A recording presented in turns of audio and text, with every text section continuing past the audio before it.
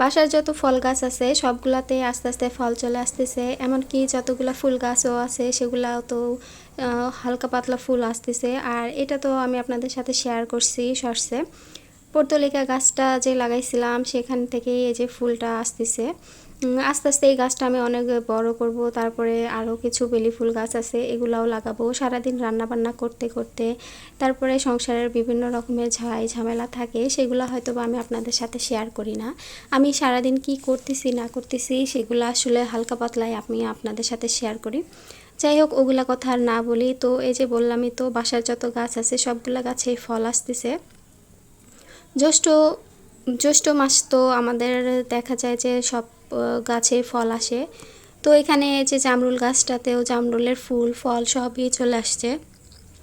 আর এত সুন্দর দেখা যাচ্ছে। গাছটা আগে যখন ছোট ছিল তখন ফলগুলো আরও নিচে ছিল, আর ধরতে ছবি তুলতেও অনেক সুন্দর হয়েছে। আর আগের ছবিতে আমি শর্টসে কিছু ভিডিও রাখছিলাম এই গাছেরই, সেগুলো আমার আসলে অনেক সুন্দর লাগছে আর ভিউ অনেক সুন্দর হয়েছে। যাই হোক, এই যে গাছগুলোতে কলম কেটে রাখা হয়েছে।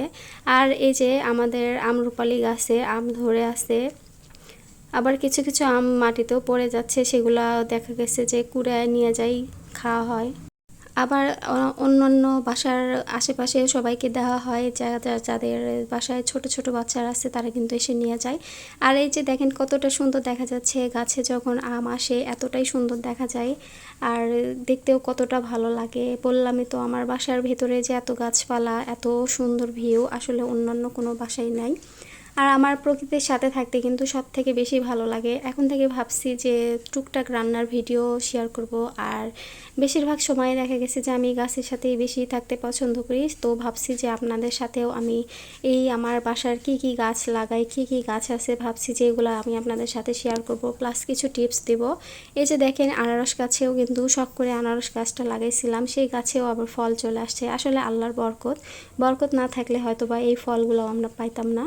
মরিচ গাছে যে এখন পানি পাওয়াতে দেখা গেছে যে দেখেন কতটা সুন্দর হয়ে আছে। তো এই যে বাজার থেকে যে আনারস কিছু কিনে নিয়ে আসছিল ছোট ছোট, তো সেগুলো একটু কেটে নিছি। তো ভাবলাম যে একটু সবাই খাই, কিন্তু একটু টক, আবার নষ্ট হয়ে যাচ্ছে। তারপরে কি করার, আর এটা রোদে ভিডিও করছি। কালারটা আসলে অন্যরকম আসতেছে, কালার একদম লাল বেশি আসতেছে। আমি কিন্তু এখানে কোনো রকম ব্রাইটনেস বা কিছুই দিই নাই। যাই হোক, তারপরে দেখলাম যে আনারসটা খুবই টক, খাওয়া যাচ্ছে না। টক বলতে একটু কাঁচা টাইপের। তারপর ব্লেন্ডারে জুস বানিয়ে খাইয়ে নিচ্ছিলাম, আর খেতে কিন্তু অনেক বেশি মজা লাগে জুস বানিয়ে খাইতে। তো আজকে এই পর্যন্ত, সবাই ভালো থাকবে।